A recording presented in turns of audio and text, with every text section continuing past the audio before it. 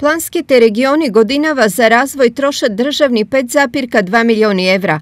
Толку пари се издвоени од државниот буџет за реализација на понеколку проекти во сите 8 региони, со кои треба да се овозможи економски, инфраструктурен или туристички развој. По плански региони сумата одобрена за проекти за регионален развој изгледа вака: Североисточен 970.000 евра, Вардарски 820, Југозападен 720, Полошки 690, Југоисточен 580, Пелагониски 550, Источен 504 и Скопски 370.000 евра.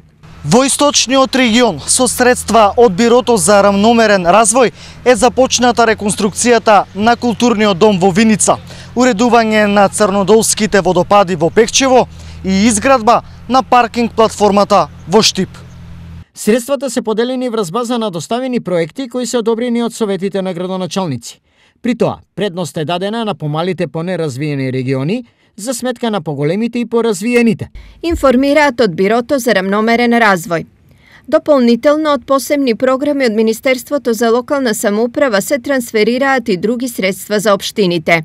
Меѓутоа, ние како Министерство едноставно не можеме само иницијативно да дадеме пари, мора идеите, иницијативите, проектите да идат од локалната самоуправа, тоа е поентата на децентрализацијата. Сум задоволен од начинот како се имплементираат проектите и како се трошат финансиските средства. Поделбата на планските региони е воведена во 2008 година, а со цел да се надмине огромниот јаз што постоеше помеѓу развиените и побогати општини и малите и сиромашни. Финансирањето на развојот на малите општини им даде шанса на руралните драстично да ги подобрат условите за живот, но и да добијат шанса за економски и туристички развој.